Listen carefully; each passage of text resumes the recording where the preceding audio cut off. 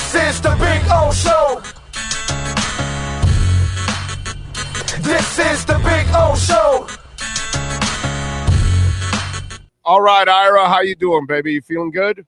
You know what? I just got to tell you, you are not alone. And there's some people I travel with on the Heat Beat who have had this sore throat for 2 months. And it's just that time of year. And it's like that joke they did make on the Saturday Night Live special where they talk about the quademic. And there is so much stuff going on. There is COVID. There is flu. There is RSV. And as my son can tell you, there's the norovirus going around also. So literally, if you don't have at least one of the four, you're nobody. So welcome to the club, Big O. I'm going to give you honorary membership in about 2 or more weeks. And I do say this, and I feel for you for this reason. When I don't feel good, I could just bury my head on my computer and go to work and pretend to work. But you guys who are performance artists, who have to be on the air, who have to talk, who have to look like you're into it, I mean, I feel for you. I always talk to Eric Reed and John Crotty about that. When they don't feel good, they have to fake it. When I don't feel good, I just sit in front of my computer, do my work, and go home, and that's it. So I totally feel for you, brother, because with a sore throat and trying to work your way through having to talk, there's probably nothing tougher than that out there. Yeah, good thing is sometimes I don't have to fake it like some idiot there that got out of line, and so it allows me to vent a little bit sometimes too. So that's a good thing on my platform. I don't have to fake it all the time. I can actually be honest and tell people, yeah, I don't feel well, so don't fuck with me because you're not going to get far. You know what I'm saying? I never would. Yeah, so it's crazy. No, but it's just it is what it is. We'll get through it. Not a big deal. I've been doing this for 35 years. It's happened to me many, many times, and you just gotta power through, and it is what it is.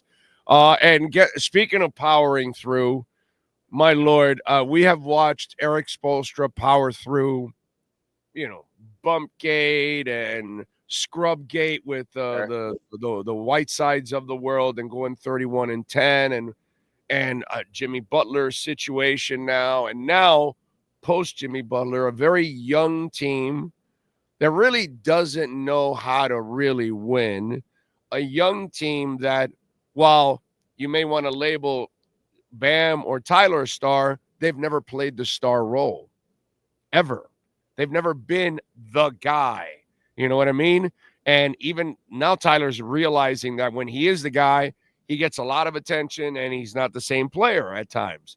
And so this is a really tough dynamic for Spo, because he's got to dig deep and find out what the hell is the identity of individuals and what they are collectively. And there is nothing more important in the NBA, as we've seen, than shot creation. And here's the problem. When you only have one shot creator in Tyler Herro, I might as well load up my defense on him. Just like the Heat have loaded up defenses on other shot creators through the years. You and I both remember the Jeremy Lin game when they attacked him like a pit bull there in that game. So here's the deal. About a year ago, they brought in Terry Rozier to be their other shot creator. Not so much. And that's the problem. Matter of fact, I'm going to give you another example. During that game against Oklahoma City, when it started going sideways at the start of the fourth quarter, they called on Niko Jovic to be a shot creator. 2 turnovers, bad foul, boom, the game turned. Until the Heat can find that co-star for Tyler, they're going to be like so many other NBA teams in the wilderness. Jimmy Butler was that player when he gave a rat's butt and then he stopped caring and he wasn't there anymore. So Tyler's formative months or weeks this season came when Jimmy Butler still gave a crap. In November, part of December, obviously October. Now Tyler's finding a whole new world of so many scorers. And you and I remember this in the post-Big Three era and even before, when Dwayne Wade stood alone. And all Dwayne Wade wanted was a friend. And the problem was he looked to his left, and who was his friend? Michael Beasley. Well, you probably could do better, in this neighborhood than Michael Beasley. So that's the thing for Tyler right now. We know, again, you're going to call him a super role player like you always do in our accurate Pembroke Pines report. Bam is a nice player. He's not a shot creator. He'll make some mid-range jumpers. He'll get some follow-up baskets, but he doesn't have the creativity. That's why the Heat's offense sucks, because Eric Spoelstra can diagram all the plays he wants. He can get him into sets. He can tell him what he wants, But this is a league where the individual, at some point, that brilliance has to take over. I think Tyler Herro has it. But until he gets another co-star, man, he's going to find life awfully, awfully difficult. Yeah, and you have to be really special when you're the only star on the team, and you have to be a constant creator for everybody else. And there's only a few of those kind of guys. Tyler's not that kind of guy either. Yet. So Right. that's a whole different ball game. When you're Michael Jordan and you're playing with Rory Sparrow and Orlando Woolridge, but yet you're still scoring 50, that's because you're Michael Jordan. You know what I'm saying? Right. And Big O, I'm going to give you the perfect example of when you try to do that and you're not that guy, what happens? LaMelo Ball. Right. And you can average 30 points a game on 42 shots, but it's not efficient. What was the one thing we were talking about Tyler at the start of the season is, oh my God, how efficient he is, that he's getting layups and threes at a very high percentage, good enough to win the 3-point contest. So he has all that. And yet you see the percentages go down when he stands alone, just like LaMelo Ball does in Charlotte, and therefore not an all-star, despite being an NBA leading scorer, because you have to be efficient in this league also. Tyler was when he had some friends. Now they got to find him a friend. I think Andrew Wiggins could be more of that friend. This guy averaged 16 to 18 points. He can give him that little bit more. So everything I've written during the break, remember this. Kyle Anderson, Andrew Wiggins, and Davion Mitchell have had one practice with the Miami Heat since the February 6th trading deadline. Because of the Heat schedule, because of the All-Star break, they're going to get back together Thursday at Kaseya Center. They'll have a chance to practice. We have yet to see what this new incarnation of the team is. It will be better with those three than with Jimmy Don't Give a Crap Butler. So I do think this team still can get it right. Yeah, and that'll be the interesting part to see how it all meshes. And I agree, Wiggins should be the yin to Tyler's yang, hopefully. But again, it's up to Wiggins to be impactful and consistent, so that way the defense has to worry about him. You can't be that, okay, let's just worry about the one guy that can get a bucket and let's shut him down. Right. And then everybody else is stagnant. And so there's got to be a give and go between those guys. And by the way, if you get Wiggins going, I think it activates Bam too, because absolutely. Because Bam, I think his offense gets better when it's fed off of other people ahead of him creating that offense. And I think that's when Bam is at his best too, offensively is what I'm saying. And here's the other problem. There's one other problem also, and that's that they're playing Davion Mitchell as a starter. And my God, is he a defensive dog? Probably the kind of player you love. He's all over someone, but he can't shoot. And when I talked to a scout about him, when they acquired him, he said he's the kind of guy that sometimes you just don't cover. Well, Big O, playing offense 4 and 5 is hard. And when you mix in the lights of a Hayward Highsmith or another player like that, 3 on 5 is even harder. That's the problem in this league. This league, the best teams have two-way players. And I've spoken about this all season. The Heat have almost no two-way players. And Bam Adebayo was trying to be that when he made the threes and came on a little bit. We know Tyler's not a two-way player. Let's not kid ourselves. We know who Tyler is. He's an offensive bucket, but defensively, he's a liability. That's the problem with this roster. Wiggins is a two-way player, which is why they need some of him and they need more of him. I'm with you there. Tyler winning the 3-point contest. I mean, it's a good thing for him. I know the All-Star stint was short, but that's not under his control completely overall. But good weekend for the young man, at least. Yeah, he deserves it. He's busted his ass. He's done everything his coach told him. He's praised people I don't think he wants to praise, and Jimmy Butler and others. You know what? You see this a lot, Big O, because you're around the teams and you see teams. Sometimes you see players mature and grow up right in front of our very eyes. And that's Tyler Herro. He came out of college as this cocksure fashion plate who thought he was everything. And then he realized life is hard. And you have to work through tough times. And you have to enjoy the highs, like being 6th man of the year and the bubble when he was great. But you also have to endure the lows. And he's gone through that circle of NBA life. And now I think whether you wanted to trade him at the deadline or not, he's become a much more mature player. And that's what you need to also grow your young players as well.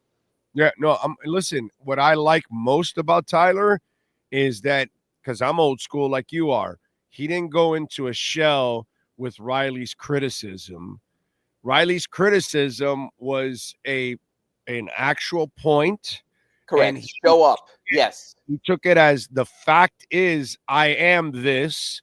I need to change it. And he took it on as a challenge, which is what we all take those things on when we had the coaches or our parents or whatever growing up. It's called tough love. Some do, some don't, though. Jimmy didn't. Jimmy didn't. Pat Riley told two players, show up, get your butt on the court. Tyler has missed 2 games this season and felt terrible about missing them.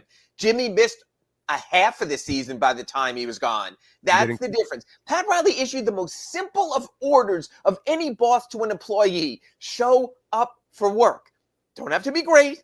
Don't have to be an MVP. Just show up on your goddamn time and punch your card and do your job.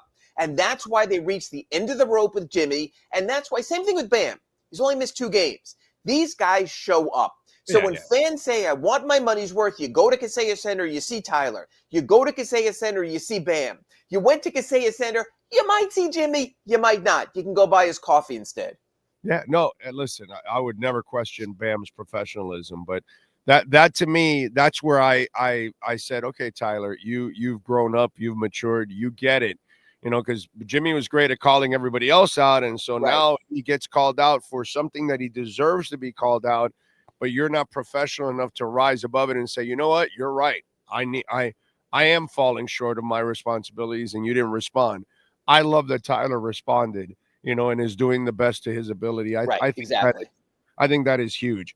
All right, can the Heat team get tougher? Because if there's something that is a little disturbing, and I'm not used to watching Heat teams get pushed around, this young Heat team, you can push them around. And I need to see some pushback from these guys. Do the coaches know about this? Front office? When you talk to people in the building, have they noticed the same thing? Because it's got so disturbing. When they drafted Khalil Ware, they knew they had a guy with motor issues. Dana Altman eventually at Oregon didn't play him at all. He went to Indiana. Mike Woodson said, hey, either bust your butt or you're not playing, gave him tough love. The problem is this. He's not lazy. He's a country kid. He's an easygoing kid. He wants to be out in the backyard chasing the chickens. That's who he is. He is one of the nicest people you will ever come across. So how does Riley, how does Spoelstra, how does Malik Allen, their big man coach, get some nasty out of him? And I'm going to be honest with you, Big O. I've seen plenty of these guys, really nice people, never develop that edge. There's one guy I remember who did, another country-strong fella, P.J. Brown. He arrived to the Heat as one, you've spoken to him, country guy, nice guy, gentleman and all that, and Riley literally turned him into what he would call a warrior.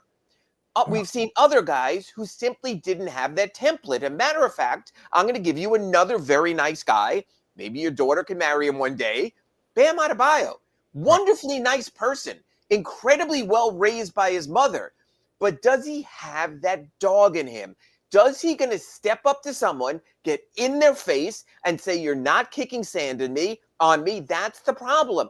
You mean the Asia Smith dog in him? Whatever it is, whether it's the pink sneakers, I'm just saying that it's just funny that he dates a dog.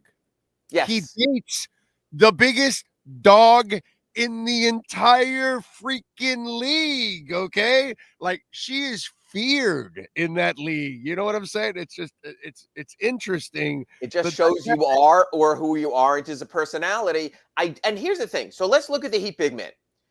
You have Bam, who is a nice guy.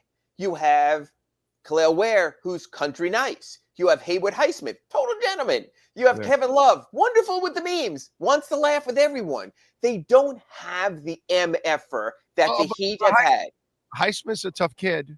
He is a tough kid, but he doesn't have the physicality that he can try as hard as he wants, but he's still going to be 6'4". Same thing with Caleb Martin. Caleb Martin had dog in him.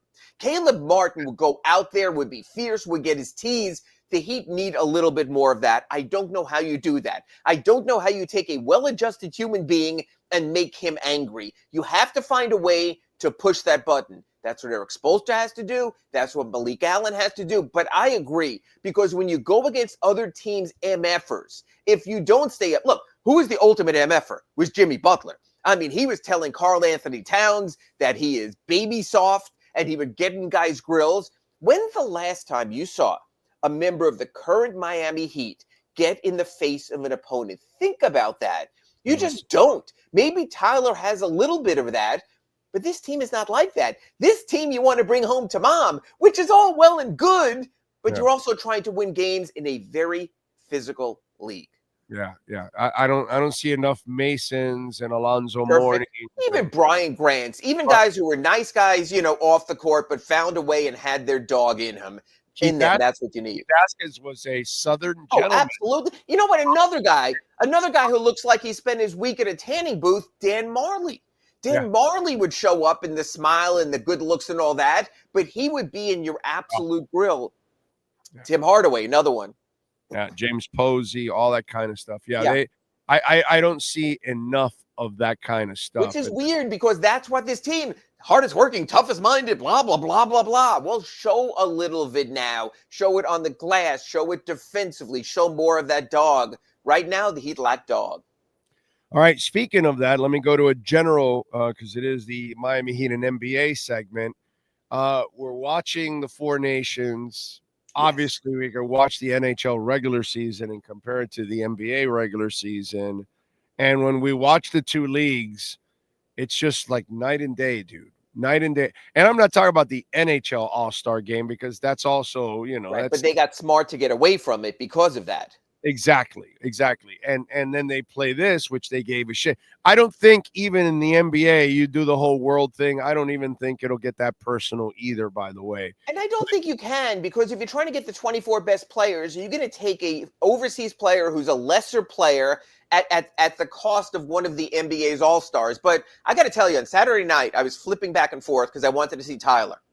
But that USA-Canada game, and I got to tell you this, I can't wait for Thursday. I can't wait for the championship game, because these guys don't give a rat's crap if they're out the rest of the NHL season. They want to win this damn tournament. Even yesterday, Sweden had nothing to play for. Team USA was already in the championship game, and Sweden went out and busted their butt to win that game because it meant something to them. As fans, all we care about is show it means something to you.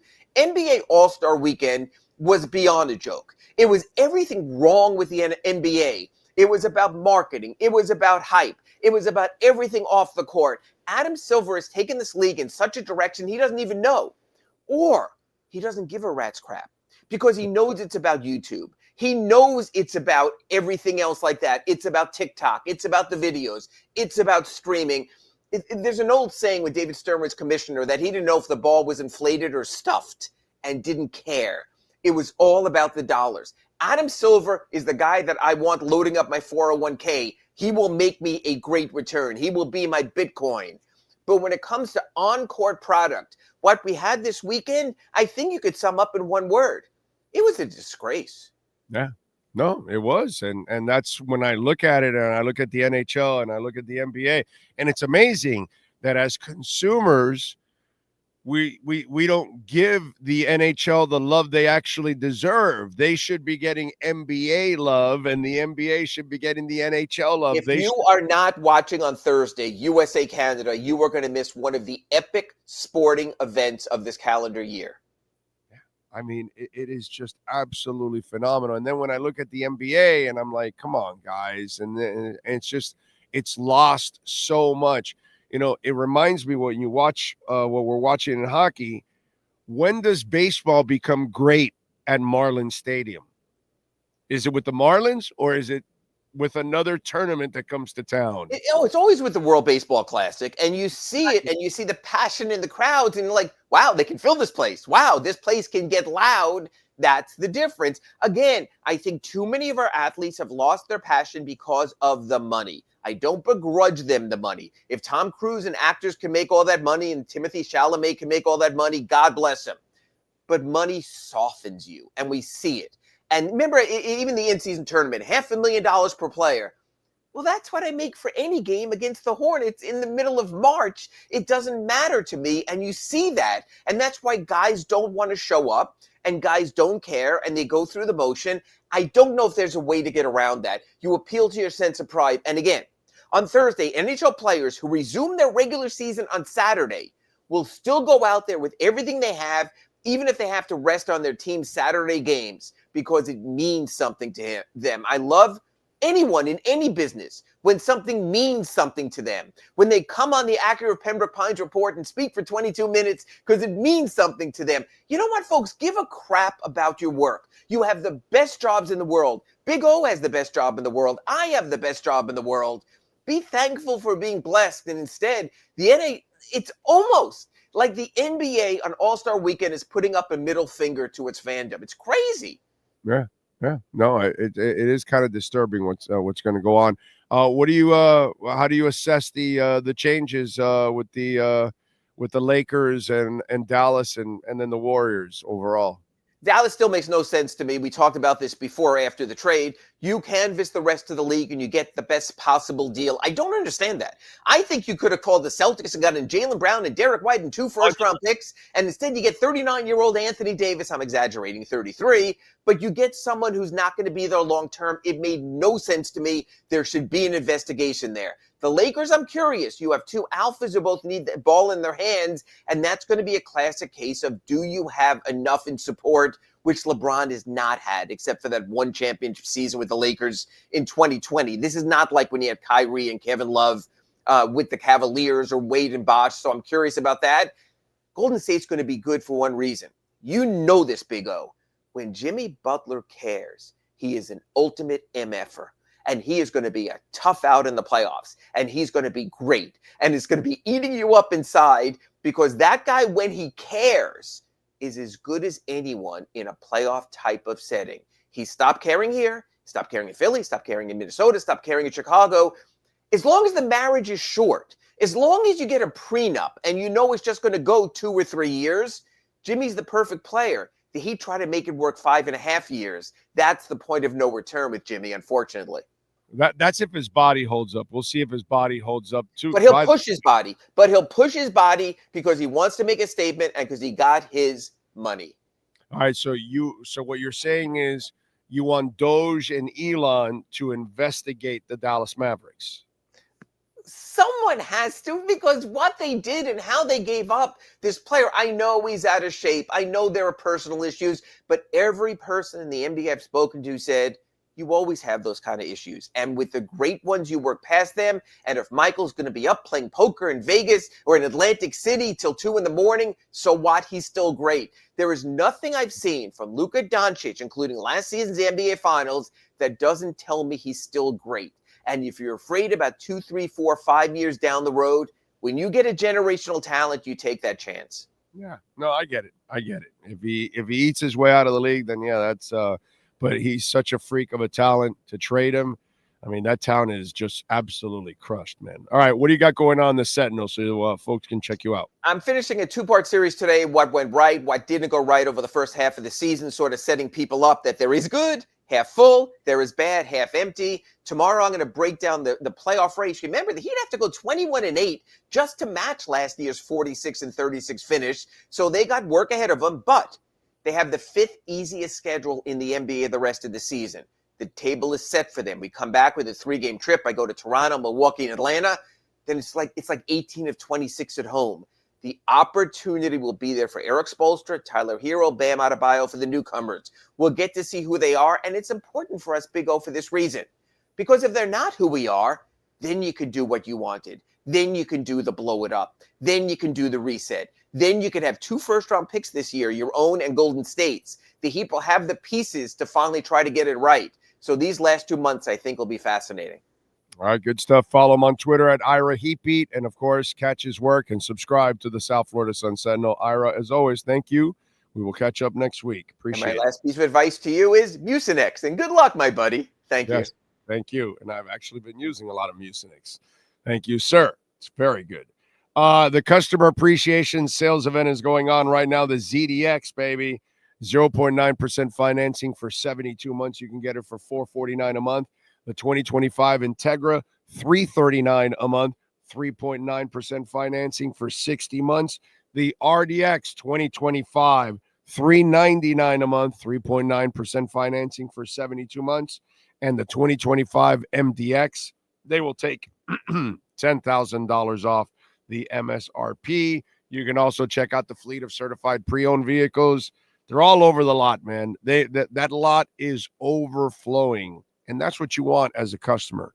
You want a selection. So when you walk out there, you get the car you want, the color you want, the style you want, the model you want, but more importantly, the price you want. And that's at Craig Zinn's Acura of Pembroke Pines.